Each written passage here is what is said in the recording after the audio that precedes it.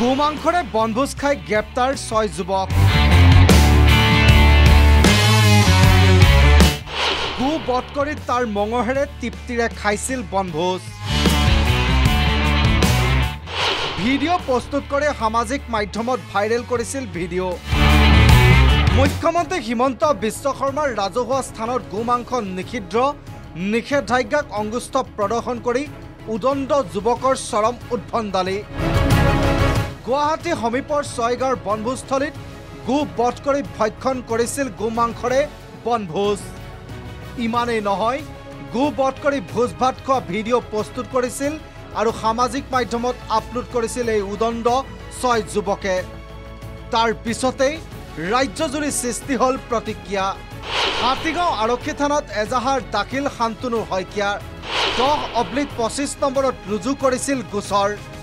এই গোচৰৰ ভিত্তিতে হাতীগাঁও আৰক্ষীয়ে কামৰূপ আৰক্ষীৰ সহযোগত অভিযান চলাই ছয়গাঁও আচলপাৰাৰ পৰা গ্ৰেপ্তাৰ কৰে 6 উদণ্ড যুৱকক। সাহিল খান, হাফিজুৰ ইছলাম, ৰকিবুল হুছেইন, জাহিদুল ইছলাম আৰু ইজাজ খান।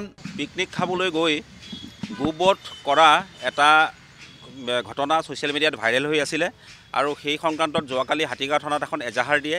সেই এজাহাৰৰ ভিত্তিত 10/25 কেছ এটা আমাৰ হাতীগাঁও থানাত ৰেজিষ্টাৰ হয় আৰু আজি কামৰূপ আৰক্ষীৰ সহযোগত আমি 6জন মানুহক গ্ৰেপ্তাৰ কৰিবলৈ সক্ষম হওঁ আৰু তেওঁলোকক বৰ্তমান হাতীগাঁও থানালৈ লৈ আহি থকা হৈছে। পৰৱৰ্তী তদন্ত কালত আমি তদন্ত আগবঢ়াই লৈ যাম। তেওঁলোক গোটেইকেইজন হৈছে আচালপাৰা গাঁও, ছয়গাঁও থানাৰ আণ্ডাৰত, কামৰূপ ৰুৰেলত তেওঁলোকৰ ঘৰ।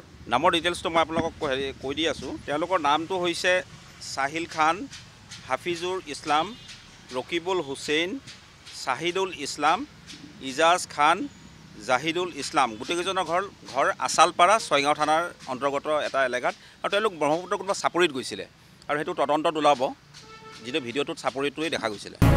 6 যুৱকৰ কাণ্ডত এতিয়া চৌদিশে সমালোচনাৰ সন্মুখীন হৈছে। যি সময়ত মুখ্যমন্ত্ৰী হিমন্ত বিশ্ব শৰ্মাই ৰাজহুৱা স্থানত গোমাংস নিষিদ্ধ কৰিছিল, সেই সময়তে এনেদৰে গোবধ কৰি ৰাজহুৱা স্থানত গোমাংস ভক্ষণ কৰা এই যুৱকৰ চৰম উদ্ভণ্ডালিৰ পাছত এতিয়া চৌদিশে চৰ্চাৰ বিষয় হৈ পৰিছে।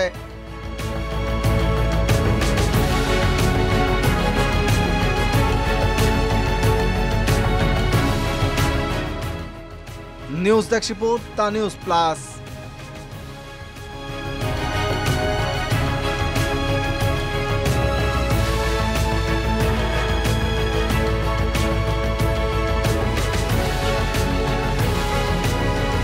যিকোনো খবৰৰ বাবে যোগাযোগ কৰক 7099017330 লগতে 7099017110 নম্বৰত।